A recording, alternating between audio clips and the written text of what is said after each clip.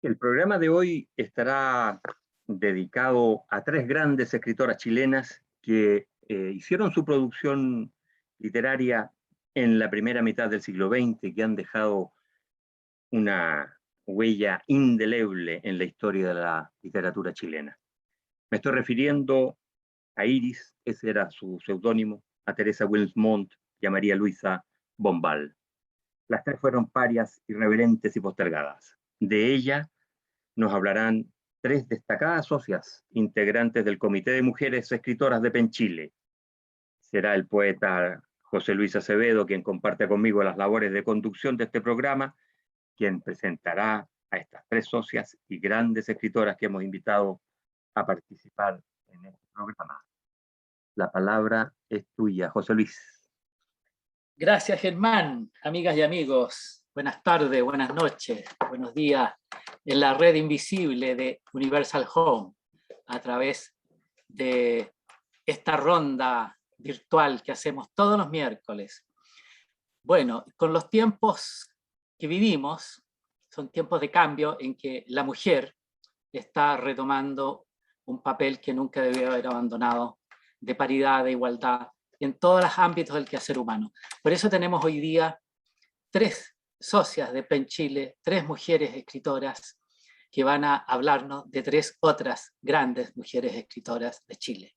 Primero tenemos a Carmen Tornero Silva, ella es de Santiago, actriz de formación, biodanzante, también estudió en la Universidad de Chile, actuación y arte dramático, en la Universidad Adolfo Ibáñez, Administración Financiera, miembro del PEN Club, colabora con el Comité de Mujeres del PEN Chile, ha publicado 2 libros, cuentos Voz y alma al desnudo y Suspiros al oído de mujer. Colabora con la revista Entre Amigos y participó en antología Desde el encierro, organizada por Puerto Rico. Ella vive en Santiago. Desde Estados Unidos, Virginia, nos acompaña María del Pilar Clemente, quien ya ha estado con nosotros en este mismo programa. Ella es periodista, escritora, artista plástica, con nombre María Pilar York.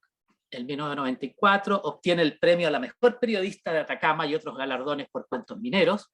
El 97 el premio Marcela Paz a la mejor novela juvenil. Personal Stereo, Los Gusanos Stark. 2004 el premio municipal Pedro de Oña. Y su último libro de relatos es No te olvides del James River. Ella vive, entiendo, ¿no es cierto?, en Richmond, Virginia, y desde allá nos va a acompañar hoy día. Y nos acompaña también hoy día nuestra socia y también amiga nuestra, Cristina Wormald, vicepresidenta de Penchile también, poeta, escritora, cronista, ha publicado varios libros, entre ellos La elegía Talamón,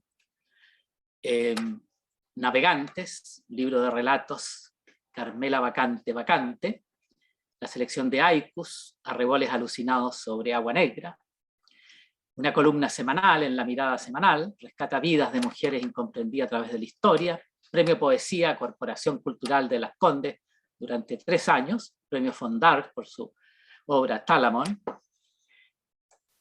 De manera que tenemos a 3 grandes invitadas y desde luego, para no dilatar más, dejo con ustedes a María del Pilar Clemente para que nos salude y nos cuente un poco sobre ella misma y este programa.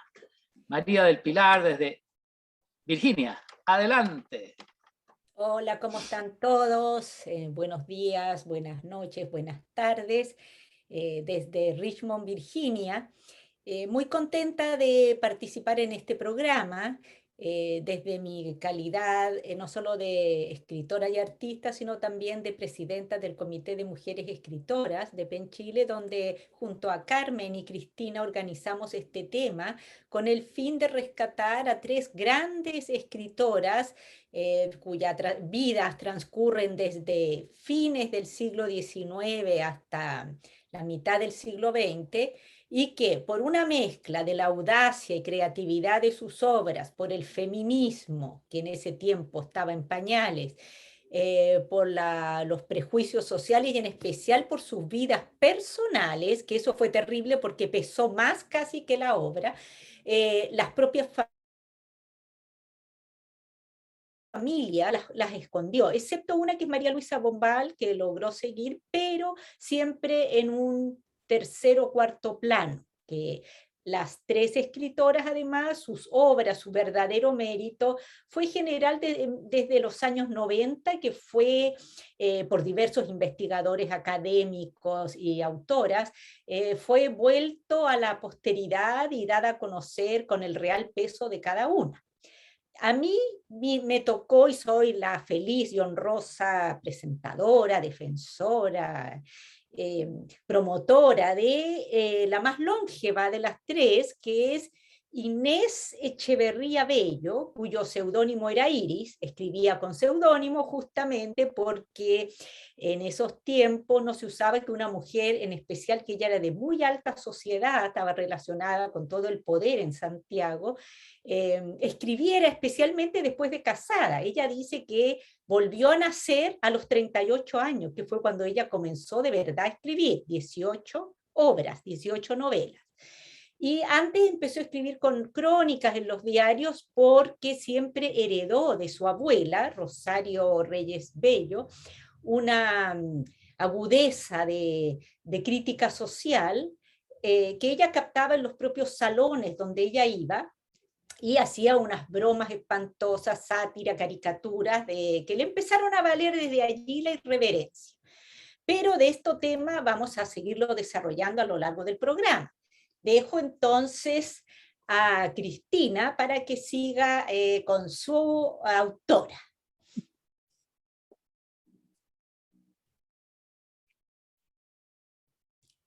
Cristina, el audio, para que Perdón, nos escuche. siempre Adelante. tengo problemas con el audio y eso que soy buena para hablar, según dicen todos. ¿Ya? Así que donde quiera que estén, un saludo para todos, sea la hora que sea, para los noctámbulos, para los madrugadores, para las alondras, para los... ¿Ya? Bueno, soy Cristina Wormur, vicepresidenta de PEN Chile. También participo en el Comité de Mujeres junto a Pilar Clemente. Y bueno, hago muchísimas cosas que no creo que le interesen a todos, así que voy a contar algo nada más, como es que en este momento ando un poco cansada, así que tienen que perdonar si trastabillo o cualquier cosa por el estilo, porque vengo corriendo desde hacer talleres en las cárceles a presos para fomentarles, de fomento de lectura. Un trabajo muy interesante. Me tocó en esta oportunidad, y me apasiona el punto, María Luisa Bombal, una mujer totalmente del siglo XX, porque nació el año 1910 y murió a los 69 años, casi 70, digamos justo en el año 1980. María Luisa Bombal es un ser apasionante, para muchos la precursora del realismo mágico. Ya hay muchos críticos que dicen que con la amortajada se ubica en ese plano. Y hay tantas cosas que contar de María Luisa, que como toda escritora del siglo pasado, perteneció y provino de la alta sociedad chilena, porque casi no hay escritoras en el siglo pasado que provengan del sector popular, por lo menos escritoras mujeres. Hombres sí los hay, pero las mujeres por educación, porque las posibilidades que tenían, son todas miembros de la clase alta del país. María Luisa, como Inés, como María Teresa, pertenecían a ese circuito y por ende tuvieron que enfrentar grandes prejuicios porque esa clase social era muy conservadora, muy prejuiciada. Y para no ahondar más ahora y después contarles más, que hay mucho que decir, les dejo la palabra a Carmen para que se presente.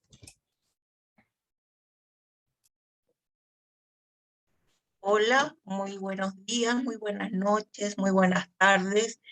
Saludos a mis compañeras, a María Pilar, que está lejos, a Cristina, que está más cerca, y a mis compañeros, a José Luis y Germán. Difícil, José Luis me inició, digamos, diciendo que es lo que soy o lo que pretendí ser. En este minuto estoy dedicada a traspasar en las letras lo que siento y lo que pasa en este país, en la sociedad, en este momento. Me gusta la lucha política, estoy en eso. Dejé los números por allá por el 5 o 10 años atrás en una corredora de bolsa, y había dejado postergado esto de decir, de expresar lo que mi pueblo quiere, lo que yo creo que mi pueblo necesita y lo que a mí me gustaría de esta sociedad.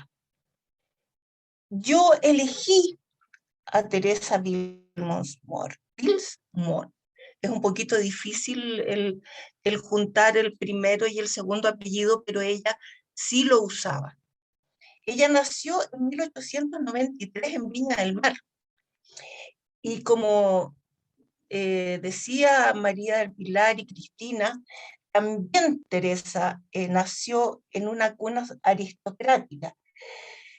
Huyó de la vida que se esperó de ella, porque fue una mujer que transformó su entorno por lo rebelde desde su niñez. Fue muy martirizada por su familia, porque esa fue la verdad. Tuvo una infancia muy, muy martirizada, muy postergada de su madre, sobre todo. La castigaba y la hacía escribir, por ejemplo, como una anécdota, como castigo todos los días, escribir cientos de veces el verbo obedecer, por ejemplo. Esta mujer jamás practicó ese verbo, desde pequeña.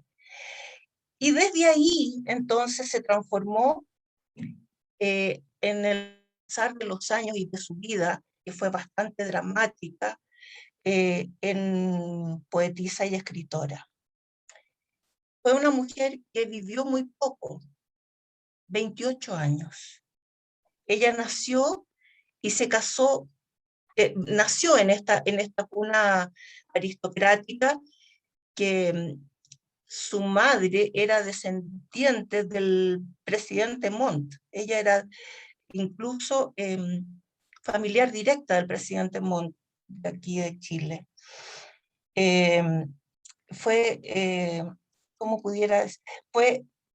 ¿Cómo decirlo? Nació muchos años antes que la sociedad pudiera aceptar un alma tan libre como la de ella. Y se casó muy joven, se fue con el que fue su marido, un señor Balmaceda, que también era pariente directo del presidente Balmaceda, y de allí partió su vida y escribiendo a escondidas. Yo la escogí por ser una mujer adelantada a su época. Tal vez si María Teresa hubiera sido de esta época, no habría sido tan distinta ni tan importante porque fue una anarquista, fue política. Yo me encantó su vida por lo dramática, por lo intensa y además por por lo luchadora, por lo que ella quería. Yo creo que más adelante les puedo contar algo más que me fascinó de su vida. Y escribió, fue columnista también en épocas de su vida, con algunos seudónimos distintos. En Iquique, en sus columnas, usaba Tebal, en otras Teresas de la Cruz. ¿Por qué usaría de la Cruz y Teresa? Porque ella terminó su vida en oro. Entrego la palabra porque creo que nos queda todavía por hablar de esta escritora. Mucho queda. Mucho queda.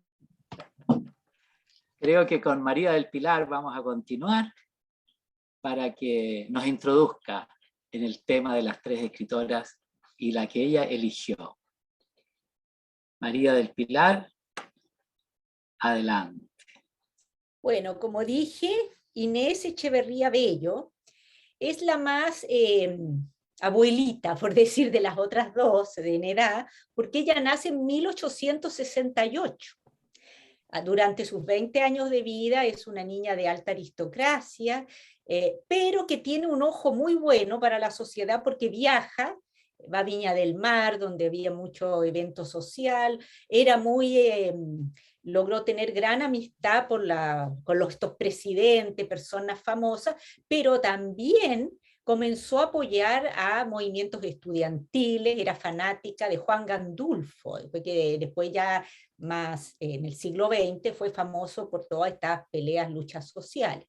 Mientras tuvo 20 años, le tocó el cólera, estuvo en la inauguración de la Torre Eiffel en París, y en Berlín, en estos cafés de Viena, y todo eso lo escribía en forma muy, no solo sabrosa, sino que también con unas críticas terribles que hacían que la gente se peleara los diarios, en especial el Mercurio en ese momento, después va a nacer La Nación, y además va a tener una vida conflictiva personal, que va a partir después de un viaje a Tierra Santa que hace con su esposo, Joaquín Larraín, con el que se casa en 1897, y que después de tener como, bueno, tiene sus 3 primeras hijas, ella cae en una depresión donde tira las cosas por la ventana del marido en su casa, todo un drama, y se adelanta Virginia Woolf con esto del cuarto propio, porque en esta rabia se queda 3 semanas sin comer, y al final el marido, que la quería mucho, le pregunta qué pasa, y ella dice que quiere su cuarto propio, y quiere escribir, quiere nacer, y ahí ella estaba cerca casi de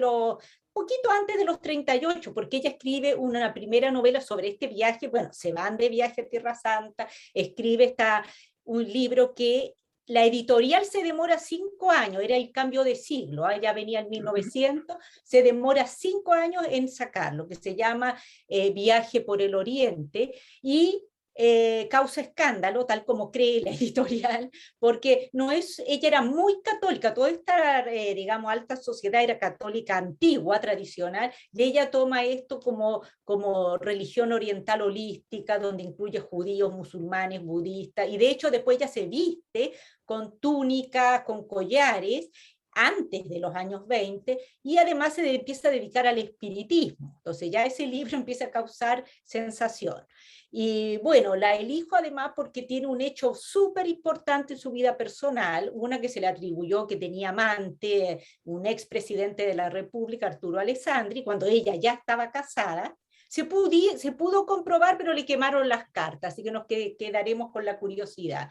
Y vivió en 1933 un hecho inaudito para la época, donde su hija, Rebeca Echeverría, fue asesinada, Rebeca Larraín fue asesinada por su esposo Roberto Barceló, un crimen de alta sociedad, violencia doméstica que venía padeciendo, y en vez de quedarse callada, como le decían ahí los familiares recuerden que los matrimonios son 2 familias, le decían que se callara, ella se puso como una loba, salió a escribir todo, hizo todas las campañas posibles, hasta que el yerno terminó fusilado 2 años después, y quedó así recordada. Ahí vino su postergación, donde le empiezan a quemar los libros y ya la empiezan a olvidar lentamente, porque fue en el fondo la suegra que mató al yerno, y hasta le cambió los apellidos a sus nietos, a los hijos, y por eso tuvo una postergación, incluso aunque siguió escribiendo, las críticas eran muy pobres, como que a nadie le interesaban los libros, y ella poco a poco se fue apagando y terminó como en un Parkinson a los 80 años, en 1949, justo cuando salió el voto femenino. Ese es más o menos el inicio de la defensa, porque también seguimos más adelante en el programa en otras anécdotas que la hacen única en esta irreverencia y paria y postergación. Gracias, María del Pilar. Qué buena introducción a esas vidas que hoy día nos parecen demenciales en los entornos. Y seguimos con Carmen Tornero, que nos va a introducir con su autora. Adelante, Carmen.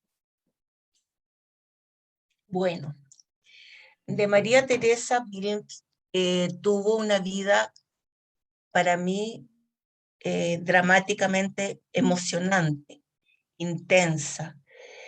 Ella a los 17 años se fue con el que fue su marido, porque no la dejaban casarse ni por la familia de su padre ni por la familia de su madre.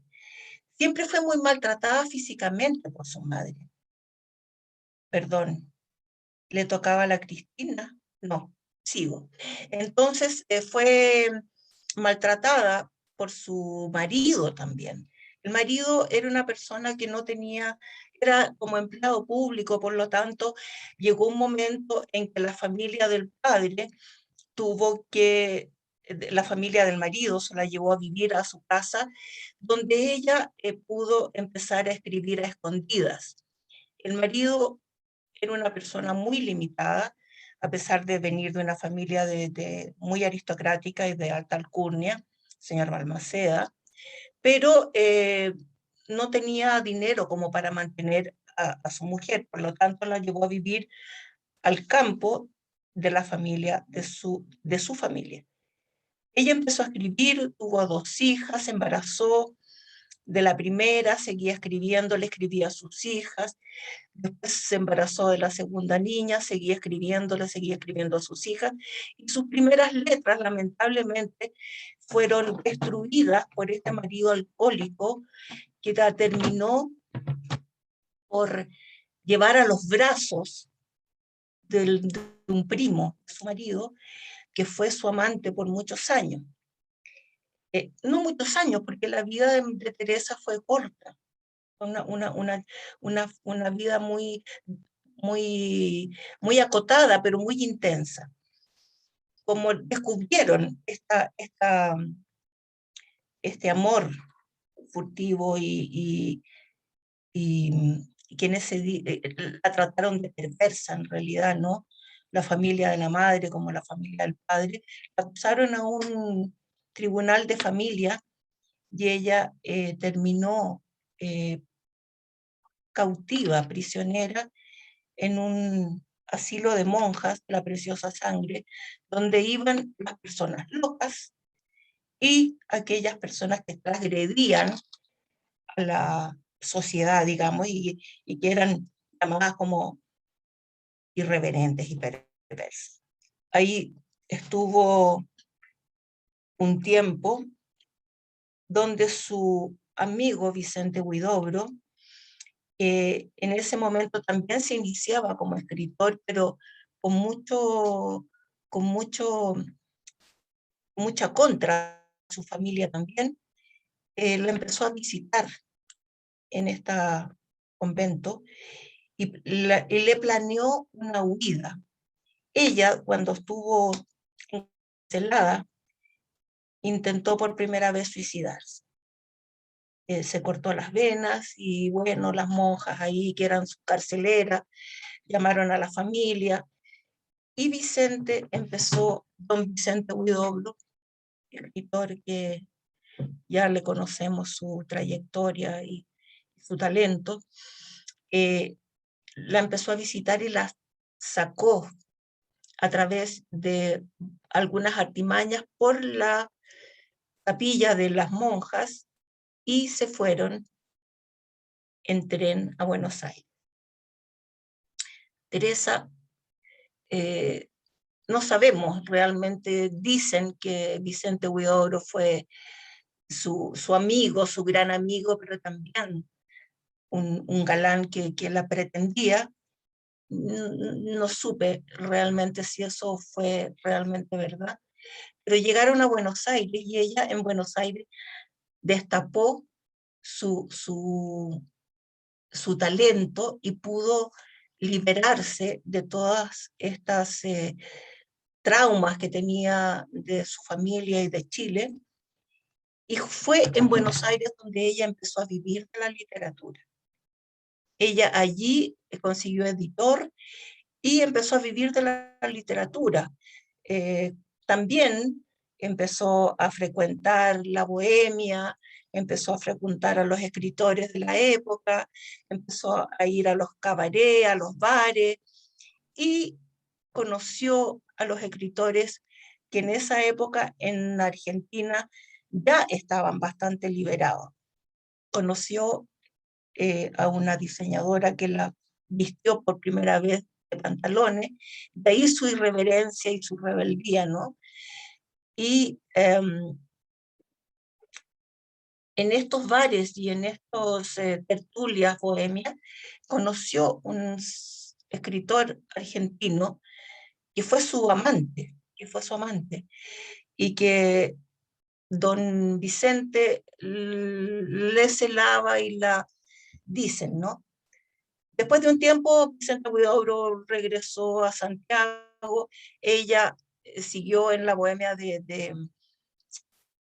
de Buenos Aires. Este amante se suicidó, se mató enfrente de ella, entonces tuvo una tragedia muy espantosa, y que ella después le dedicó unos poemarios muy intensos, muy dramáticos.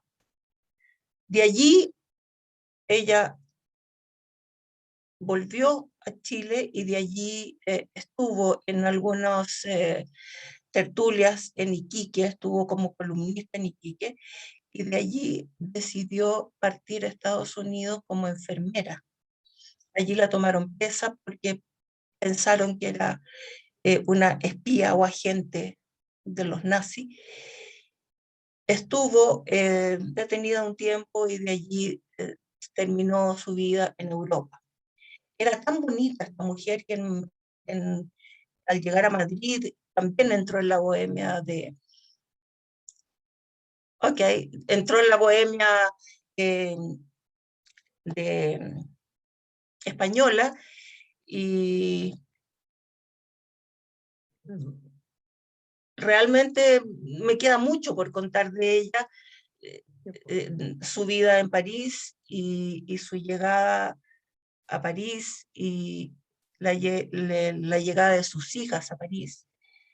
Y allí ella, al seguir en esta vida bohemia de alcoholismo, de drogas, a la que ya estaba acostumbrada e inmersa, le quitaron sus hijas, le trajeron a sus hijas a Chile, y ella se suicidó por este mundo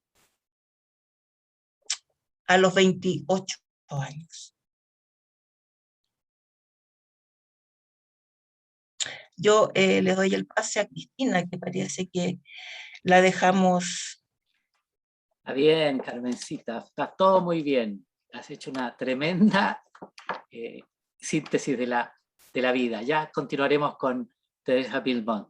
Adelante, Cristina, con tu presentada, tu defendida. No, doctora. La verdad Adelante. es que María Luisa no necesita que la defienda. Creo que al contrario. Ya, ella es la más joven de estas tres escritoras, la verdad, la más actual, y sin embargo, la que tuvo una vida bastante novelesca, ¿ya? Ella también nació, fíjate qué curioso es, todas estas escritoras tienen un nexo con Viña del Mar, y eso es muy curioso, porque todas circulan alrededor de ello. De hecho, María Luisa nació en Viña del Mar, pero muy joven, a los 8 años, ya se la llevaron a París, porque ahí murió su padre. Desde niña fue muy adelantada en la escritura, la lectura, y pésima en las matemáticas. De hecho, ella confesó el resto de su vida que nunca pudo dominar las 4 operaciones. ¿Ya? Así que sumar, restar, multiplicar y dividir no fueron lo de María Luisa. Sin embargo, dominaba 3 idiomas, como si fueran el materno, y tocaba el violín, que aprendió desde muy chica y muy pequeña. También incursionó en la actuación, de la cual se retiró, según por propia decisión, ya que ella consideró que no era lo suficientemente buena para dedicarse al trabajo de actriz. La vida de María Luisa es maravillosa, ya en muchos sentidos, y terrible, como la de estas tres escritoras. Se fue a París, como yo decía, y muy joven volvió de nuevo a Chile. No tenía todavía 20 años, cuando conoció al que fue el amor juvenil y el torturador de su corazón, por decirlo así, Eulogio Sánchez, ¿ya? Nieto de 2 presidentes, pionero de la aviación en Chile, ¿ya? Del cual se enamoró perdidamente, perdida y locamente. Un amor absolutamente castigado por la sociedad, porque Eulogio Sánchez estaba separado, pero casado. Y en esos años estar casado y separado era un crimen. Una mujer que se juntara con un hombre así, incurría en un delito. Fue tan la locura de María Luisa por Eulogio, que un día desesperada, como él no cumplía las promesas de matrimonio, tomó un arma en la casa de él y se disparó ella misma en un brazo. Y quedó una cicatriz que la acompañó de por vida. Años después de 10 años, 8 o 10 años en Argentina, volvió, y en un ataque y un arranque que es famoso en nuestra historia, donde ya Eulogio Sánchez ni siquiera la recordaba, ella caminó hacia el Crillón en pleno centro de Santiago, con un arma en la mano y le descerrajó un balazo con la intención de matarlo. Tenía mala puntería a María Luisa y le dio en un brazo, por suerte. No lo mató, pero a ella le costó la cárcel, ¿ya? Por algunos meses, porque Eulogio Sánchez generosamente no quiso hacer ninguna acusación contra ella. Ella integró en esos años, entre medio, entre estos 2 eventos, muchos círculos de escritores muy notables. Neruda, por ejemplo, que la llamó y le puso el apelativo de la abeja de fuego por su personalidad. Y también Mangosta, porque en Buenos Aires se instalaba en la cocina de Neruda a escribir y se acomodaba en cualquier parte como una mangosta, ¿ya? Conoció a Federico García Lorca, a Alberti, a un montón de escritores famosos, famosísimos en Buenos Aires, y por culpa de García Lorca conoció a Jorge Larco, que era un pintor homosexual, al que ella le propuso matrimonio, y él aceptó un matrimonio por la, ¿cómo se dice? Por la vitrine, ya, para el público, en que ellos eran amigos, pero no pasó nada. Fueron varios años de buena convivencia hasta que se divorciaron, etc. Volvió a Chile, María Luisa, hay mucho que contar, ¿no? Viajó a Estados Unidos y se casó con su segundo marido, yo voy a pronunciar mal el nombre, Fanfal, el apellido un francés noble, con el cual estuvo casada hasta que él murió en el año 69, y con el cual tuvo su única hija, Brigitte, ¿ya? Que es además el nombre de la protagonista de una de sus novelas. Les cuento más después, porque hay tanto que contar de María Luisa. ¿Ok? Un millón de gracias, Cristina, también a Carmen y a María del Pilar por todos estos primeros esbozos profundos de la vida de nuestras 3 escritoras que están siendo el centro de esta conversación de hoy. Vamos a ir ahora a un corte publicitario musical. Les vamos a dejar en compañía del cantante norteamericano de música soul, Otis Redding. Y si quieres saber más sobre Penchile, síganos en Facebook. Allí nos encontrará como Penchile, página oficial. Ya volvemos. Bueno, aquí deberíamos decir por qué elegimos, por qué son paria, por qué es paria María Luisa Bombal. El término paria, uno se refiere como paria a una persona que no disfruta de los mismos beneficios o derechos que otros. Por eso un paria suele considerarse como alguien inferior, pero el uso concreto del término varía de acuerdo al contexto, y en Chile solemos entender por paria aquellos que no son aceptados socialmente, que viven marginados de la buena sociedad, entre comillas, de la gente comilfón. Las 3 escritoras que tenemos acá son parias. Ninguna conservó, ninguna respetó las buenas costumbres, por tanto estuvieron marginadas de la sociedad, fueron vistas como raras, como rebeldes, ¿ya? María Luisa nunca calzó en su entorno. Entre los escritores sí, tuvo gran aceptación. Marta Brunet fue su amiga, la orientó, ya Pablo Neruda también la estimuló, Julio Barrenechea también circuló por todos los medios, pero fue una paria de la sociedad. La buena sociedad nunca la aceptó. Y quizás eso fue lo que motivó además que ella, es el alcoholismo de María Luisa, que fue desde muy joven, o sea, ya cuando ella emigra a Estados Unidos, no tengo confirmación de antes, pero en los 40 ya ella pasa ahí por lo menos un año antes de casarse por segunda vez, sumida en el alcohol y en la soledad. Estuvo muy sola, muy marginada, siendo una persona que tenía muchas relaciones ya familiares. Sin embargo, como buena paria, tenía una gran capacidad de resistencia y de resiliencia, diríamos hoy día. Yo voy a hacer una pequeña corrección a algo que dijo José Luis al inicio, hace un rato, que las mujeres estamos retomando y que estas escritoras retoman. La verdad es que no estamos retomando nada, no estamos tomando recién las cosas. Y ellas fueron unas pioneras en tomarse espacio. ¿Ya? De hecho, María Luisa Bombal, como buena paria, tuvo que sobrevivir haciendo las cosas más increíbles en su vida. En Estados Unidos, ella hizo doblaje de voz en películas. De hecho, incluso dobló a la Judy Garland, ¿ya? En una película. Y además hizo publicidad, fíjate, para Sterling, que manejaba nada menos que la aspirina, ¿ya? Cosas increíbles, si uno lo piensa. O sea, cosas que uno ni siquiera se imagina en estas escritoras que además eran tan talentosas. Pero sin embargo, con eso ella sobrevivió, ¿ya? Por eso, digamos, yo podría decir también aquí que no solo era paria, sino que era irreverente, porque se encargó de vivir sola, y eso también era una irreverencia mayúscula, aunque ella haya sido la más joven, ya en el siglo XX. Sobrevivir sin un hombre al lado fue una irreverencia mayor en la sociedad hasta fines del siglo XX, ¿ya? Las mujeres solas, divorciadas, vueltas a casar, eran muy mal vistas, ¿ya? Y fue muy postergada por su alcoholismo y otras cosas, pese a que ganó grandes premios, porque María Luisa sí ganó premios por su escritura, ¿ya?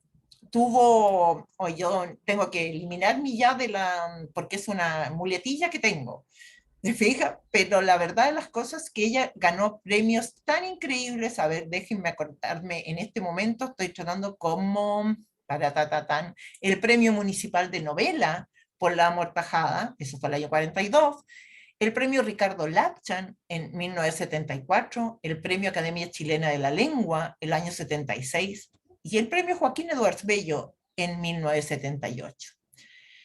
Ahora, nunca recibió, aunque en algunos textos dice que lo hizo, el Premio Nacional de Literatura. Y no se lo dieron porque los hombres hicieron lobby en contra de María Luisa Bombal. Esa es la verdad. Circularon, hicieron correr en todas partes que María Luisa Bombal era alcohólica. Y como alcohólica, si le daban el premio nacional, lo que iba a hacer era gastárselo en alcohol. Jamás he escuchado que digan eso de un escritor hombre. Y conozco varios premios nacionales que le hacían, pero fuerte al alcoholismo. No los voy a mencionar porque no quiero ser peladora, pero no me parece una razón para no haberle dado el Premio Nacional de Literatura a María Luisa Bombal, que se lo merecía con creces y que es, hasta el día de hoy, es tremendamente admirada fuera de Chile. Muy poco, yo diría, reconocida en su país, ¿ya? Y no quisiera extenderme más porque se va alargando uno, porque tiene tanto que contar, que los dejo aquí y le dejo la palabra a Carmencita para que continúe con Teresa.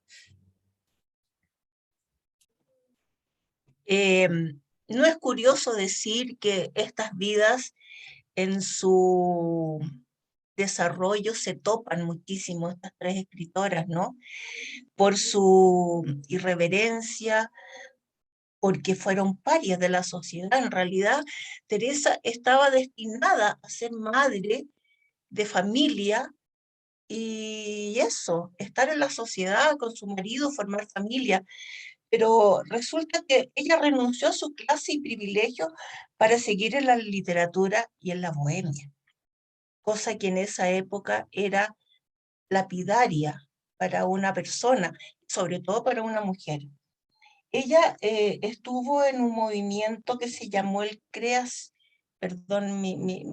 creación, de creatividad, ayúdenme chiquillas, por favor. Creacionismo, justamente. Se me traba la lengua. Creacionismo, y estuvo cercana a Víctor Domingo Silva, en Buenos Aires a Jorge Luis Borges, y a la diseñadora Peregrina Pastorino, que fue una persona muy importante en ayudarla en decir que el feminismo era la moda que tenía que usarse en ese momento, los pantalones. María Teresa fue no solo una revolucionaria en su escritura, sino que en su manera de vivir y en la política que ella vivía en esa época. Fue anarquista, fue precursora del feminismo, fue masón, ella, entre los hombres. Entonces, ¿qué podemos decir de estas mujeres que nacieron en esa época y que en esta época tal vez no hubiera sido tan diferente, ¿no? Pero en aquella época era un delito, un delito. Sin embargo, ella decía, fui crucificada, muerta, sepultada, pero nací, renací a todo aquello. ¿Ah?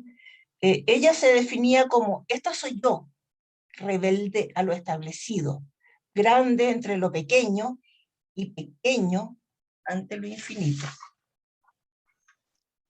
Esta mujer llegó a Europa después de una vida muy intensa. Si pensamos que ella nació en el año 93 y murió en el 1921, tenía 28 años cuando ella en París se suicidó, se intoxicó ante la evidencia de que perdió a sus hijas. Ella había recuperado a sus hijas después de 5 años de estar en Europa, y fue el golpe mortal que le dio el exmarido y la familia del exmarido. ¿Qué puedo decir de ella? Hay tanto que decir. Fue una persona transgresora, absolutamente, en términos de ser precursora del feminismo en su época, y postergada desde muy chica, desde siempre fue postergada. Ahora, el alcoholismo y las drogas la llevaron a este ocaso de depresiones en que no pudo con su vida y terminó suicidándose. Era una mujer tan bella, que en España, don Julio Romero de Torres, el pintor, ¿se acuerdan esa de la canción Julio Romero de Torres que pintó a la mujer morena? Pues le hizo un retrato precioso a ella. Y esa belleza y ese talento que tenía su alma murió con tan pocos años de vida, en esa vida tan trágica. Ella no consentía el amor sin dolor, ¿no? Y sus obras no deja de hacerme pensar el título, no apta para señoritas. No apta para señoritas. Armoní. Se lo dedicó, ese poemario se lo dedicó a su amante argentino, el que murió en sus brazos prácticamente, o a sus pies. Inquietudes sentimentales, cuento para hombres que aún son niños. Y la quietud del mármol, ese fue en sus días fríos en Europa. Tengo mucho más que decir porque me gustaría haber vivido en la época que ella vivió, y los motivos que ella la movieron para escribir su obra. María El Pilar, ¿nos puedes ayudar con tu escritora? Sí, mira, sí, que es muy increíble los lazos en común de estas tres grandes que en su tiempo fueron tan ninguneadas, podemos decir, ¿ah? Tanto, y por la propia familia a veces, ni siquiera solo por los colegas literarios o sociedad. Inés Echeverría ya al nacer, ella contaba en sus diarios que cargaba con esta sensación de sentir que no la querían, porque ella nace y su madre muere. Su madre Inés Bello era muy querida, obviamente por la abuela, que está Rosario Reyes de Bello, y además el papá, Félix Echeverría, queda con depresión tan grande que la deja primero encargada con la hermana de la mamá, que ella la adoraba, Rebeca se llamaba, y esta joven, porque era jovencita de 15, ella recuerda, Inés, que estuvo 5 años con esta tía, que veía de lejos a esta doña Rosario, que la miraba así con cierto como rabia un poco, y el papá también con cierta rabia, porque en el fondo habían matado esta Rosa, que llamaban a la madre, Inés Bello. De hecho, sus primeras crónicas que ella pone de soltera, escribe, su seudónimo fue Inés Bello, como la mamá. Y el drama hasta que esa tía se casa y pasa lo mismo. Tiene una niñita que se llama Rebeca, igual que la tía Rebeca, y se vuelve loca, le da depresión postparto, es enviada a un asilo parecido como a Teresa Wilmot y muere años después. Entonces, más rabia tenía esta doña Rosario que el papá de esta niñita, que fue la famosa escultora Rebeca Mate, se tuvo que ir con la niña a París, prefirió no quedarse en Chile y la niña empezó, bueno, a estudiar escultura y se visitaban estas primas que ella consideraba su hermana y con esto destino paria, digamos, de ser hijas que la familia no quería mucho, sin decirle, pero que eran como las culpables de matar a sus madres. Por eso ella después le pone Rebeca también a su hija, y justo para su desgracia, que es la hija que digamos, Galán, que más encima ella ayuda a que la hija se case con Roberto Barceló, lo hace un poco con culpa. Ella no era una mamá muy simpática, en sus salones literarios, que era muy ácida ella con todo, dejaba a sus 4 hijas en ridículo. Siempre tenía que hablar ella, y esta Rebeca, que era más gordita, que parece que no hablaba, era tímida, siempre decía este ropero vacío en público, y cartas que escribía, esta niña tonta, terrible.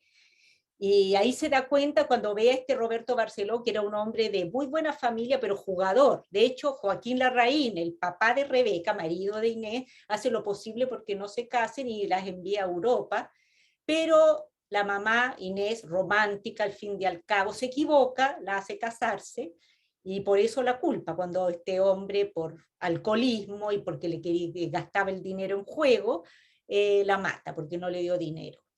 Ese fue otro. Y el otro drama que ella tuvo es que gracias, bueno, el marido ya lo destacaba porque siempre estuvo con ella, Joaquín Larraín, alcalde, era diplomático y un gran sino de las mujeres escritoras de esa época, muy irreverente, que le pasó a Teresa Wilmot, y había otra, Mónica Cox, que los maridos se iban en contra y terminaban terribles si es que alguien no las socorría. Joaquín Larraín siempre estuvo con Inés. Pero en 1910 se van a Europa para una misión diplomática del marido y ella escribe 3 libros que causan un escándalo terrible, que la desheredan, de hecho. Una, Hojas Caídas, Hipocresía Social y Perfiles Vagos. Otro más simpático fue Tierra Virgen, a ese fue más de viaje sobre la Araucanía, pero ese fue más poético. Pero los otros 3, Perfiles Vagos, era como mujeres que querían divorciarse, porque no había ley de divorcio en Chile, es bastante actual, es del 2003, creo. Y eso ya era terrible, pero era ficción.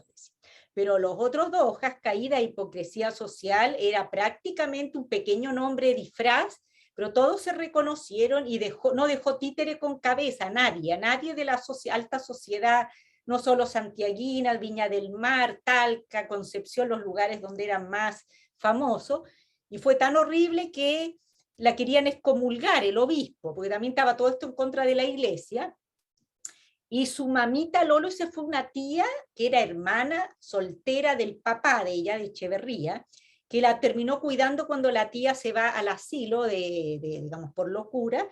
Era súper religiosa y esa tía le escribe, por favor, niñita, esa carta se conserva. Pide perdón, di que todo esto fue una tontera porque o sea, nuestra familia, todos estamos a punto de ser todos los Echeverría excomulgados. Y los bellos también estaban bien enojados. Y ella no contesta, se hace la lesa porque está en Europa y cuando vuelve ya está desheredada. Por suerte, como digo, Joaquín Larraín igual tenía muy buena situación y siguió. Entonces ya viene como con un golpe bajo, que se suma también a estos rumores de que cuando vino la candidatura presidencial de Arturo Alessandri, que era otro de sus pretendientes, siempre le escribía, ella se vuelve loca, o sea, se va con él a las campañas y casada y todo, esto era más o menos año 20, y hasta las hijas reclaman, así que vergüenza más grande, mi mamá se va en campañas, imagínense año 20 que una mujer casada desaparece, y Alessandri era casado también, se desaparecen por el sur en tren y la campaña y relaciones públicas, todo. Ella juntaba también mujeres, estaban recién los clubes femeninos, partidos femeninos y también movimientos sociales donde estaba también Juan Gandulfo.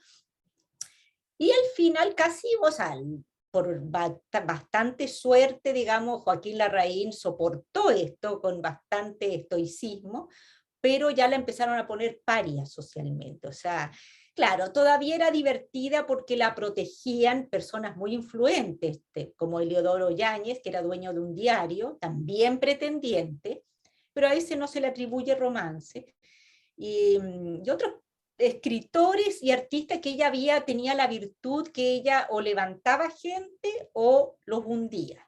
Entonces cuando iban a sus salones, ella como que decidía quiénes eran.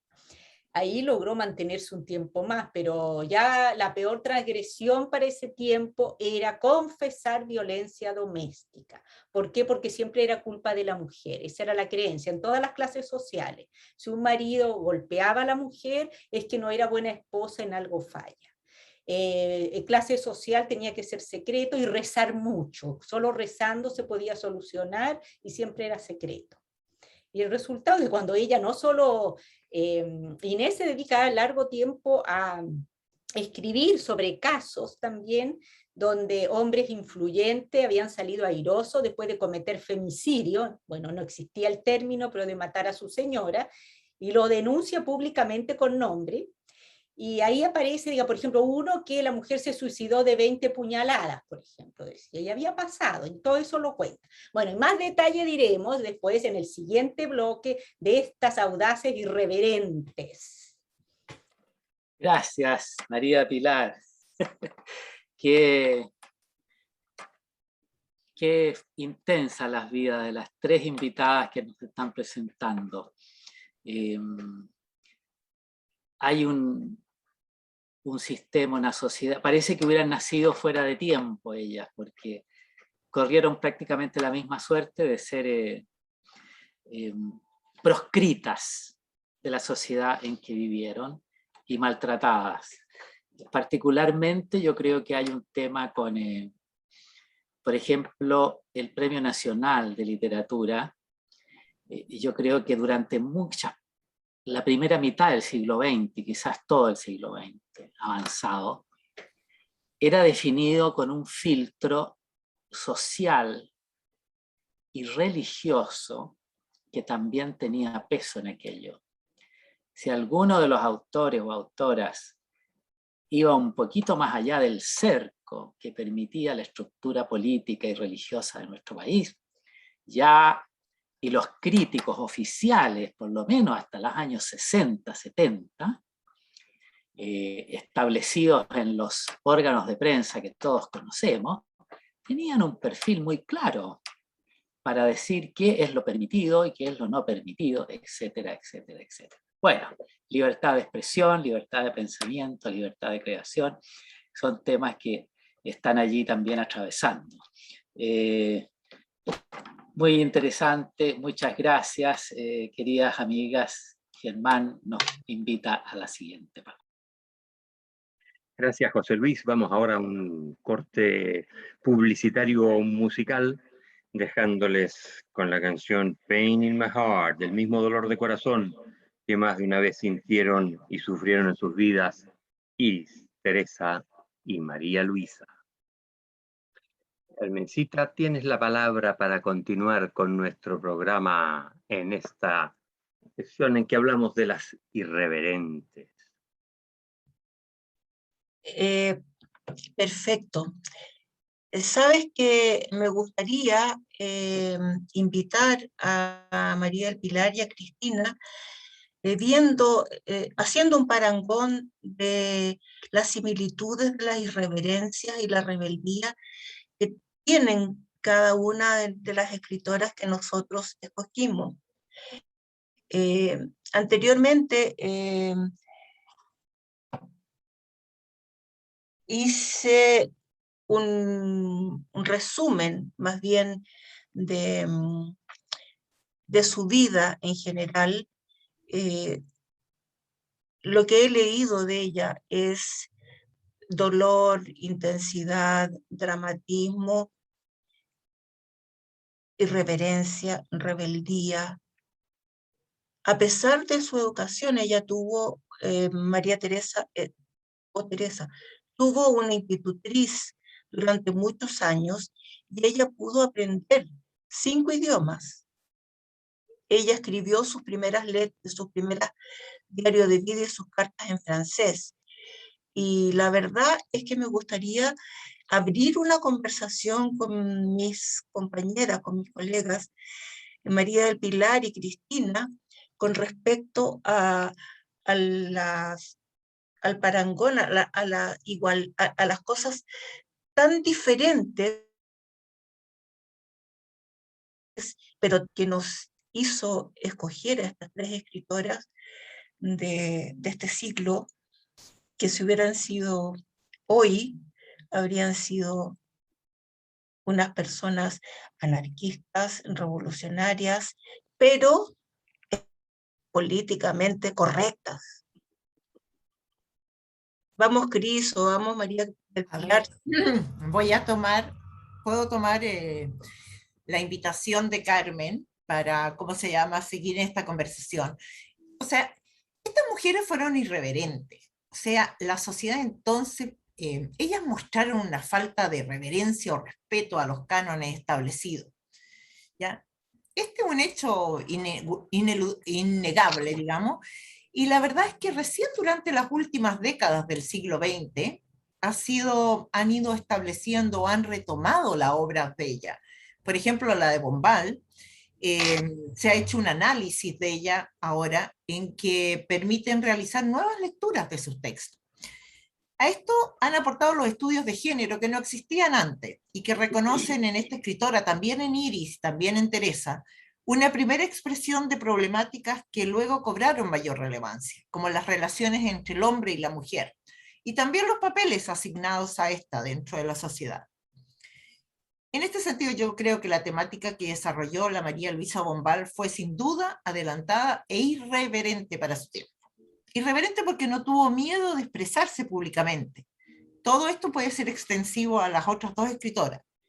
Y aquí hay un ejemplo súper lindo de la María Luisa, por ejemplo, que formó en algún momento, ella no militaba en ningún partido, era bastante apolítica, pero formó parte de un grupo de intelectuales que desfilaron y lograron sacar del poder a Carlos Ibáñez del Campo, ¿ya? Y ella estuvo motivada por razones que no eran políticas, sino por el asesinato de un profesor, un médico, Alberto Sañar. Y ella después dijo sobre su participación que, y abro comillas, ese año se produjo la caída de Ibáñez y desfilé con ellos porque mataron a un médico a las 4 de la mañana, porque había toque de queda, y el pobre iba a atender a un moribundo. Entonces se hizo esta enorme manifestación y desfilamos todo. Yo era muy jovencita. Eso fue lo que hizo renunciar a Ibáñez, porque vio pasar a todo Chile. Ahora yo no tenía conciencia, sin saber qué significaba una dictadura, pero veía que vivíamos como en la cárcel. La gente vivía muy hostilizada, sobre todo en Viña. Como que tuvieron que retirar a los carabineros. Eso yo lo vi. pero mi compromiso era de tipo moral, no político. Esas eran las actitudes de estas escritoras que las llevaron a ser irreverentes en su tiempo, porque por Dios que era irreverente lo que hizo María Luisa sin ser política. De hecho, todos esos intelectuales lograron sacar a Carlos Ibáñez del campo del poder, ¿ya? Y se podría aplicar el día de hoy, ¿ya? La frase de María Luisa en cuanto a los desfiles y todo lo demás. Sí, yo no quiero tomarme la palabra sola, así que quiero que sí, sea yo también quiero hacer una acotación con respecto a que la vida de Teresa también, si uno lo toma en cuenta, tenía una acción política con respecto al poder de las mujeres, al feminismo, al entrar a la masonería donde solamente entraban hombres, en sus columnas siempre había un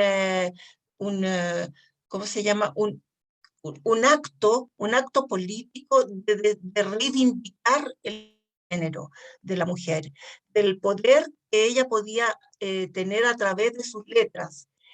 Yo creo que María del Pilar también nos podría ayudar con Iris en ese sentido. Tienen una actitud política frente a la sociedad solamente con la manera de vivir, de la manera de tener sus letras, su escritura, que hacían mostrarnos a través de ella una posición ante la sociedad, de la vida distinta en aquella época. Es claro, Carmen. Por ejemplo, Iris sí tuvo como dos aspectos como relativamente políticos, si queremos verlo así. Uno, que en 1915 se juntó con su rival de los salones literarios, Delia Mati, y formaron el Club de Señoras, que fue también embrión de varios partidos y movimientos de mujeres, y recibieron unas críticas tremendas de todos, incluso compañeros literatos, porque hablaban de club de señoras, significaba que iban a tomar, a beber y fumar. De hecho, Pablo de Roca, un famoso poeta chileno popular, le escribió esto: literatas del club, no tenéis marido, buscadle, y si le halláis, sed simplemente esposas. Queréis hablar muy bien, mas sazonad la sopa. Esto estamos hablando altos intelectuales que igual se ofendieron porque las mujeres estaban ahí como revoloteando, y ella escribe también, que dice, aquí tengo parte del texto, dice, ella contesta: es de mal tono, señala nuestra fauna masculina, ver a las mujeres con la pluma en la mano. Deben colocársela en el sombrero.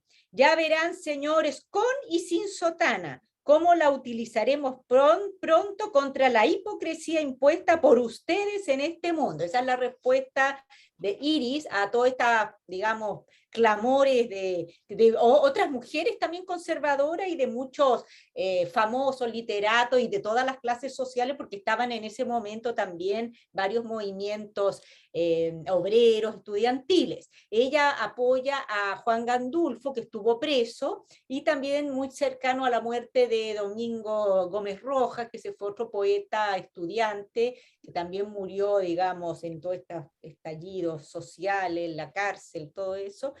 Y por eso ella apoya también a Arturo Alessandri, que a todo esto ella lo había levantado, era de origen italiano, clase media, que era considerada ciútico, era el nivel que la alta aristocracia le tenía a estos como advenedizos que subían por empresa, porque tenían empresa, y llegaban a, digamos, a tener dinero, pero no esta rancia aristocracia, y ella lo apoya y cree que hay una primera etapa de Arturo Alessandri cuando es candidato, que era súper hacia favor de los obreros, y la justicia social y todo, y por eso ella se arranca en tren con Arturo Alessandri para apoyar su campaña, y a su vez escribe también Amanecer. Esa es una novela en ficción medio romanticona, donde se pone ella misma, pero pero jovencita, así se inventa, pero todos saben que es ella, en un romance con un personaje también muy parecido a Juan Gandulfo, y hace todo, toda una especie de, que era una niñita de sociedad, era el personaje que se escapa con este provinciano y de las federaciones de estudiantes. Entonces pone a un tema que era también interesante, no tan irreverente, pero audaz, digamos, que era, hoy es muy conocido, a nadie yo creo lo conmueve, que sería una niña de más situación económica que se va con un revolucionario. De hecho, la misma Isabel Allende, nuestra querida escritora chilena, tiene ese tema en De Amor y de Sombra, pero está ambientado en el año 73, después de la dictadura. También es una niña Claro. como de buena familia que se va con el guerrillero o algo así.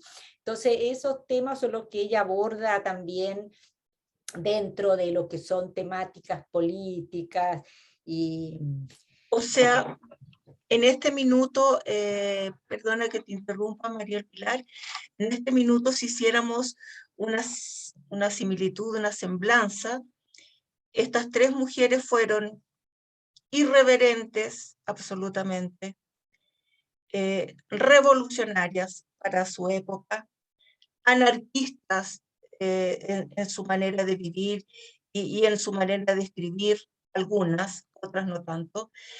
Y bueno, creo que tienen una similitud profunda en lo que escriben también, más que nada en su manera de vivir, que prácticamente para mí las tres son una verdadera novela, ¿no? Si yo pudiera decir una cosita más, nada más, es tanta lo paria e irreverente, por ejemplo, que fue María Luisa Bombal, que su familia, de la cual hay herederos como el que fue Carlos Bombal, o sea que todavía está vivo, ellos, ¿cómo se llama?, defienden de que ella no murió en el abandono ni por alcoholismo, sino que cuidaba. De hecho, dio una entrevista al Mercurio para demitificar la muerte de María Luisa Bombal en abandono, sino que al contrario, ella habría muerto rodeada de su familia, sus parientes, que la cuidaron mucho.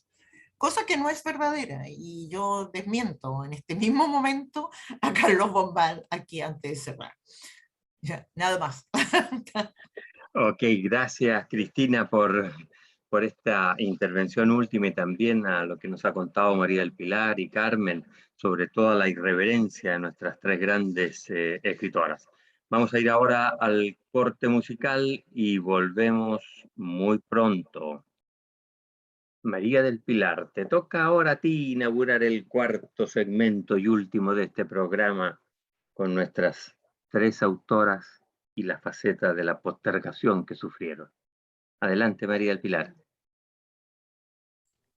Bueno, postergar es una palabra difícil, triste, ya que significa colocar a una persona o cosa en un lugar inferior al que le corresponde, o a veces hasta olvidarla en un rincón. Cualquiera de nosotros puede sentir fácilmente esa frialdad, esa terrible como muro, el muro que implica cuando alguien te mira siquiera o manifiesta una postergación, ya sea sentimental, laboral, de amistad, abandono. Peor aún cuando se trata de todo un legado, de una obra y a veces, por ejemplo, el caso de Iris, de Inés, ella lo empezó a experimentar en vida, después de haber estado en la cumbre, se da cuenta que ser honesta es caro. Por ejemplo, ella después que fusilan al yerno, ella escribe un libro muy emocional que ya no existe, dice, porque una de sus nietas, que es Mónica Echeverría, que escribe un libro, es uno de los primeros libros de ella, que tiene que pedir permiso hasta Joaquín Barceló, en realidad Roberto Barceló, hijo se llama, que creo que ya falleció, profesor de filosofía, pide el permiso para liberar todo esto, lo poco material que quedaba, porque dicen que había una colección enorme de diarios de vida en francés, que la mayoría fue quemado, más estas cartas que tenían las hermanas Morla, las famosas espiritistas de Santiago, las mismas a las que iba la abuela de Isabel Allende, que era Isabel Barros. ella le encomendaron a Jimena Morla, asustada ella para preservar su matrimonio, Iris, una caja con las cartas de sus 3 pretendientes, o sea, el marido, Joaquín Larraín, Arturo Alessandri y Heliodoro Yáñez. Según dice después la hija o nieta, que al final la quemaron, encontraron esto y prefirieron quemarlo para no seguir enlodando el nombre de la ya olvidada en ese entonces, Iris. Ella, bueno, Iris escribe esta novela, no es novela, el testimonio por él, en 1934, recibe pésima crítica, y fue el único que escribe con su nombre, Inés Echeverría Bello, sin el Iris. Se lo entrega incluso a los hijos, a sus nietos, Inés y Roberto, y se espantan, ¿no? Entonces creo que hasta Roberto, que estaba vivo cuando la nieta escribió el libro del que yo me estoy basando, dice que era muy fuerte ese testimonio y que causó horror en la sociedad chilena, más que nada porque no se entendía que una madre rompiera un matrimonio, o más bien no pensar una abuela, no pensar en los nietos. Y la familia Barceló, por supuesto, la odió total porque, según la familia Barceló, la asesina era la suegra, que lo había enviado al paredón, y el que sufrió mucho también ahí fue el Arturo Alessandri, que le tocó, para su desgracia y testimonio, era presidente. Entonces, el último indulto le tocaba a él, le tocó a él, para su desgracia, él lo ponía, para mi desgracia. Porque, así fue, Sí, exactamente. ¿cómo le va a decir que no? Y hay varias leyendas, dicen que fue Iris con una pistola ahí en la cartera, y entró sin pedir audiencia y abrió el salón y se cree que lo amenazó de muerte, algo, te mato a ti. Y porque al final Alessandri tuvo que, no sé, aceptar el fusilamiento, y después de eso todas las obras, incluso dicen que hizo una obra muy buena que se llama Entre dos siglos, en 1937, donde ella ponía todos sus testimonios de mujer del siglo XIX, que había visto mucho, y todo lo que vivió en su siglo XX, y nada, también está casi desaparecido ahora de los archivos, es un libro que no tuvo muy buena crítica, sus amigos, estos críticos literarios, todos empezaron en contra, incluso con nuevas feministas y luchadoras sociales como Elena Cafarena. Hay un testimonio que la invitan a una conferencia, y que Elena, sobre la mujer y los derechos, digamos, voto, divorcio y todo, y que Elena Cafarena dice también bien pesada, ay, no es lo que queríamos, como que ya es una abuelita chocha. Entonces es terrible porque empieza toda la otra, como el mundo alrededor, ya a darla por, a sus 60 años, 65 que tenía en esa época, como a decir, ya listo, hay que guardarla, y ya ninguna de las familias, ni Bello, ni Echeverría, ni Barceló, por supuesto, con amistades la quería ver, y se va pagando muy lentamente, que las hijas la van cuidando, las hijas también le tenían una cierta pena, porque ya dije, no era la madre clásica tampoco, o sea, ella en los salones podía disparar todo lo que quería, incluso en contra de sus hijas, pero al final muere ya de Parkinson, y una de ellas, Inés, la hija menor, dice que poquito antes de morir fue cuando en 1949 se dio el voto a la mujer en Chile, y que fue invitada a la ceremonia, pero ella ya muere esa noche. Y bueno, dejo entonces a Cristina también que nos hable también de este terrible momento de la postergación. Uf, ya. Hemos tratado de resumir en 3 mujeres la postergación de las mujeres, digamos, durante la historia y el siglo pasado. María Luisa fue muy postergada, fue una mujer muy precoz, o sea, ella empezó a escribir su obra muy joven. O sea, La Última Niebla la escribió el año 34 cuando tenía 24 años. 4 años después escribió La Amortajada. ¿Ya? O sea, todavía no tenía 30. Estamos hablando de una persona muy joven, donde escribió sus obras maestras.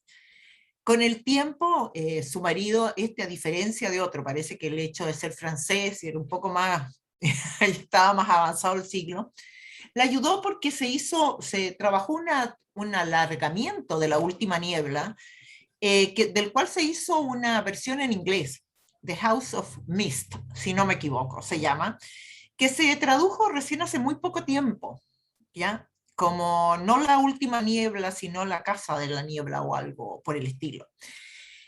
Pero la verdad de las cosas es que la mayor parte de la obra de María Luisa Bombal quedó inédita a su muerte.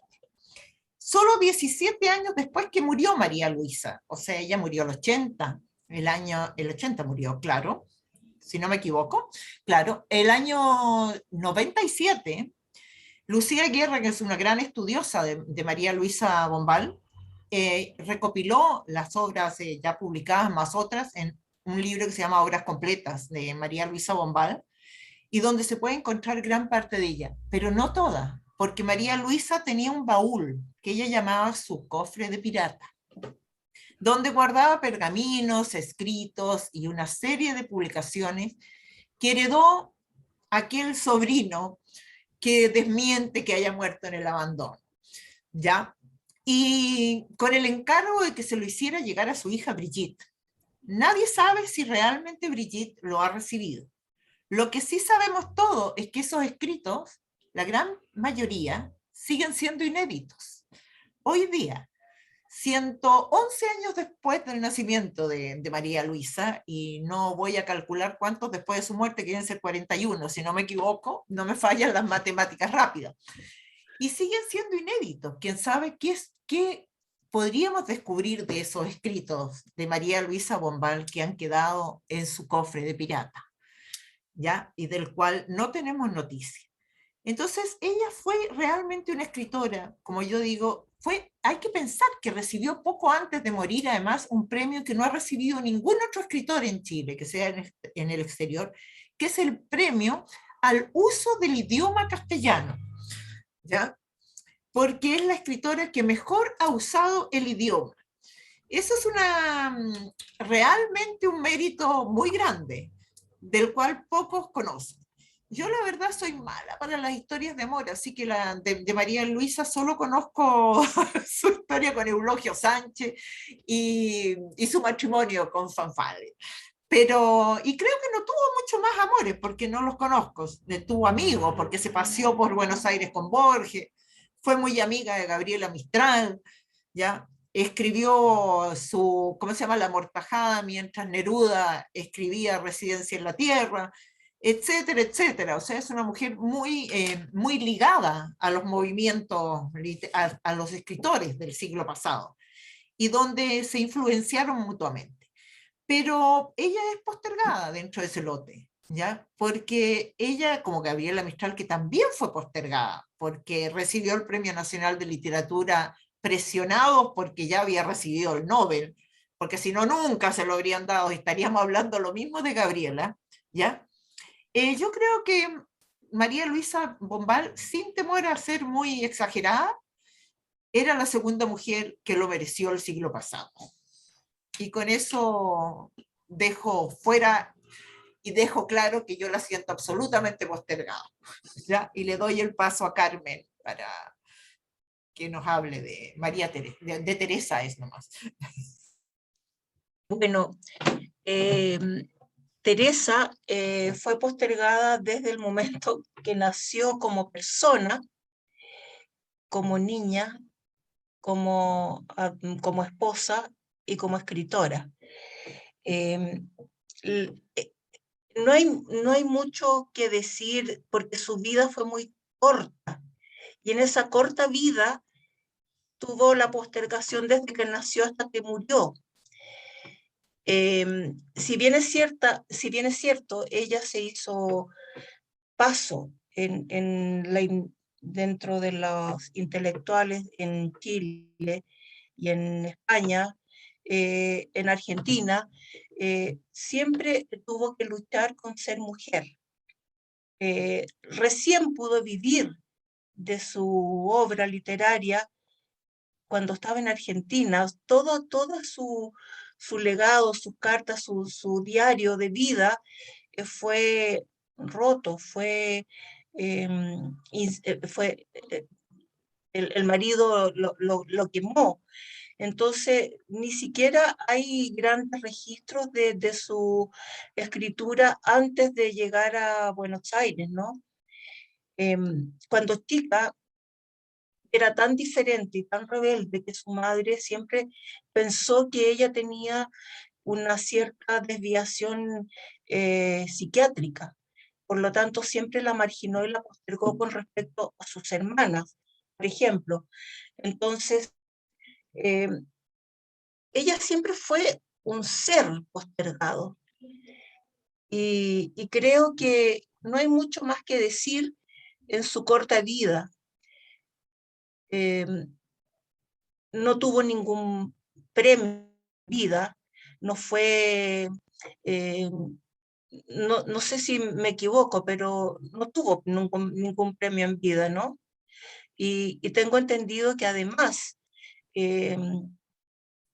a pesar de que tuvo muchos escritores como Víctor Domingo Silva, como Solís Borges y algunos otros en España y en Buenos Aires, le costó muchísimo hacerse espacio para poder ser considerada como escritora. Lamento que tampoco hubiera sido considerada como persona, como madre, y tuvo que terminar su vida en el más triste alcoholismo y el abuso de drogas. Ella murió intoxicada por un medicamento que la llevó al otro mundo. Sus obras recién se vino a conocer post-mortem, yo creo. Y eso puedo decir ante la postergación de una mujer como persona y como fémina. Gracias, Carmen. Muchas gracias, María del Pilar, Cristina, por estas valiosísimas biografías que nos han traído hoy día, que nos confirman claramente, primero, yo diría, cómo era nuestro Chile en la primera mitad del siglo XX. Y no solo en la primera mitad, sino que podemos avanzar hasta los 70, 80, 90, o sea, hasta hace unos 30 añitos no más, en que todas estas situaciones que se están relatando a través de la vida de estas grandes autoras chilenas, las hemos visto que han seguido vigentes en nuestra sociedad hasta hace 20 o 30 años, y recién los últimos 15 o 20 años están, yo diría, poniéndose sobre la mesa, conversándose, sacándose, y eso demuestra, por otra parte, la vigencia de las tres autoras que ustedes han traído, y demuestra, por otra parte, lo discriminatoria y el carácter postergador, conservador y estigmatizador de nuestro medio cultural en la primera mitad del siglo XX, a lo menos, eso es muy claro. La postergación de Gabriela Mistral para recibir el Premio Nacional de Literatura, el año 51, 6 años después de haber obtenido el Premio Nobel, el ocultamiento de su opción sexual, lo mismo, la situación de Inés Echeverría, la situación de María Luisa Bombal, que fue más premiada al final en otros medios que en Chile, porque desafiaron el cerco que se les ponía y fueron capaces de ir más allá. Así que yo rescato la vigencia, y también debo decir como resumen final, digamos, de que tal vez la vida más trágica es la de Teresa Bilsmont, por ser la más breve, la más maltratada, y naturalmente la que vivió en la época más conservadora de nuestra sociedad, al inicio del siglo XX, en el medio en que no perdonaba a quien saltara el cerco. Eso era un pecado mortal, literal y simbólicamente. Y por eso las penas del infierno caían sobre esos seres. Eso es lo que yo puedo rescatar, Y Cristina, Carmen, María del Pilar, no sé si quieren agregar algo más, o Germán, tenemos tiempo para ir cerrando y redondeando. Yo Adelante. quiero sí tomarme un minuto para las personas que nos están escuchando, las personas que nos están oyendo, que finalmente el cine chileno de unos 10 años atrás, Tatiana Gaviola hizo una película que se llama Teresa, que yo la recomiendo. Está novelada la película, pero sí muestra la esencia y lo primordial de la vida de esta magnífica para mí escritora. Así que el cine chileno tuvo la oportunidad a través de Tatiana de hacer esta película que si tienen opción de buscarla en alguna red, de verla porque es interesante, es buena y se acerca bastante a la biografía de esta gran escritora, Teresa Vilmont. Gracias, Carmencita. Yo le quiero ofrecer ahora la palabra a María del Pilar, primero, después a Cristina, para las últimas intervenciones y ya la despedida, porque estamos a pocos minutos del cierre de este programa maravilloso. Adelante, María del Pilar. Y solo como despedida es que creo que no se le ha hecho todavía justicia a Iris como más en películas, documentales, aunque su nieta, una Inés también Echeverría, leí por ahí que sacó, parece que encontró algún diario de vida francés, porque vi que salió el 2005, eso es lo último que se ha publicado. Ya que mencionaron a Gabriela Mistral la contactó en más o menos 1915, las unía mucho esta trascendencia mística, porque ese es el mensaje también, uno de los mensajes que deja de legado Iris, es como trascender una vida holística, que ahora también se ve mucho más amor al prójimo, más amor a la naturaleza, esta sensación de compasión, bueno, de eso hablaban con Gabriela Mistral, que también era mística. Y mira, yo me despido con una frase de una de las frases de Inés, que dice: mi Dios es tan chico como un juez de distrito o tan grande que se queda fuera de mi propia creación.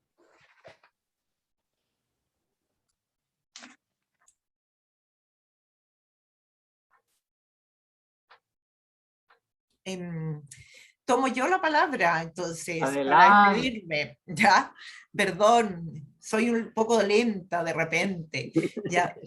La verdad, sobre María Luisa también hay una película, creo que se llama, no me acuerdo el nombre, soy pésima para los nombres de las películas, pero algo así como La mujer en la niebla, que se hizo hace algunos años, ¿ya? Hay 2 películas sobre ella. Y son muy interesantes en todo caso, así que se las recomiendo buscarlas y averiguar el título. Pero lo que más me interesa es difundir la escritura de María Luisa, porque creo que merece ser leída.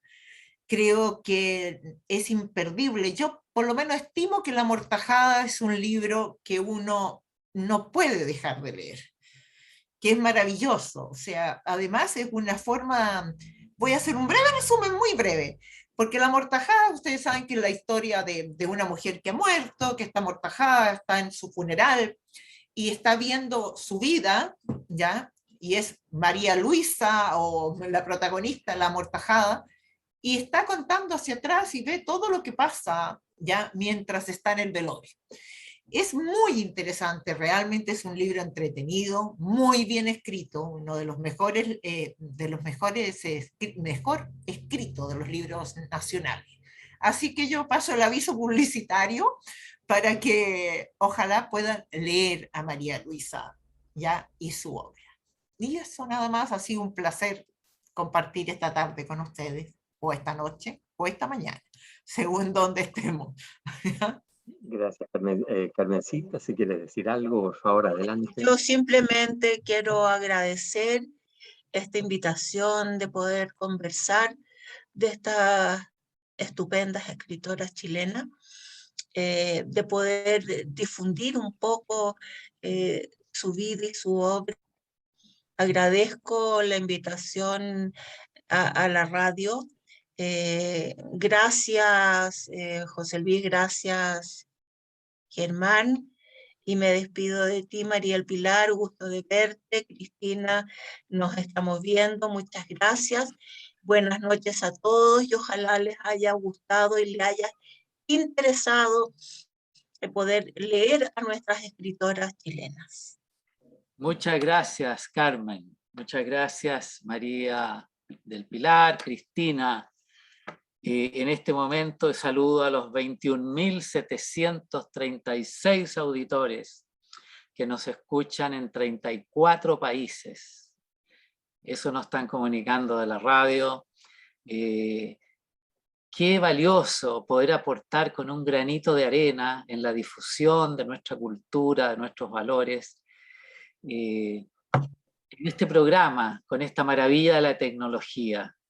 María del Pilar desde Virginia, Estados Unidos, yo acá en un cerro de Curacaví, Cristina en Santiago junto con Carmen y Germán cerca del Parque Forestal en Santiago, en esta radio cuya sede está en Los Ángeles, California, el director está en Buenos Aires, Argentina, y nuestra subdirectora es una poeta chilena en Curarrehue, Doris Peña, a quien saludamos nuevamente y agradecemos.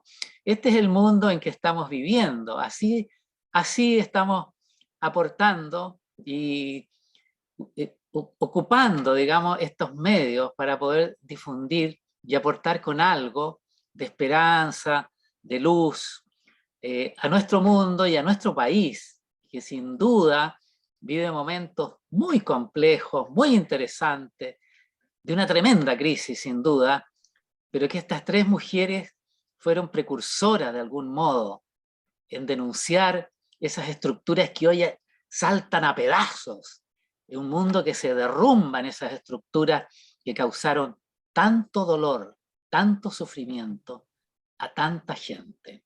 Muy buenas noches, muchas gracias a todas y a todos. Germán, tú cierras. Muy buenas noches. Gracias, José Luis. Bueno, realmente impactante lo que hemos escuchado en este programa. Son tres mujeres brillantes, achatadas por un sistema patriarcal de dominio que les impidió de manera importante estar ubicadas en el sitial que a ellas les correspondía. Sufrieron discriminación, sufrieron la exclusión, se anticiparon a su tiempo, pioneras en tomarse espacios, transgresoras, se enamoraron perdidamente de hombres inadecuados, alcohólicos, jugadores, pero en fin, si hay algo que rescatar esencialmente, y a lo mejor es arbitrario lo que digo, pero me quedo con esa sensación, es que las tres son precursoras del feminismo en Chile. Dicho eso, agradezco de todo corazón la participación de María del Pilar Clemente, Carmen Tornero y nuestra querida vicepresidenta Cristina Worm. Hoy yo creo que ha sido un día de aprendizaje para todos nosotros. En este mes del 86 aniversario de PEN Chile, queríamos recordarles que también nos pueden seguir a través de Instagram, Facebook y nuestra página web. Para cerrar, dejamos con ustedes al cantante norteamericano Otis Redding, quien interpretará "The change is gonna come", es decir, un cambio vendrá, para que no se repitan las historias de escritoras como las que hemos escuchado hoy. Todas merecen desarrollar sus potencialidades artísticas y literarias. Ese es nuestro llamado en este mundo que poco a poco empieza a darse cuenta de que el cambio es posible. Buenas noches, buenos días, buenas tardes, donde quieran que estén, y gracias por habernos acompañado en esta edición número 18 del programa Plumas al Viento.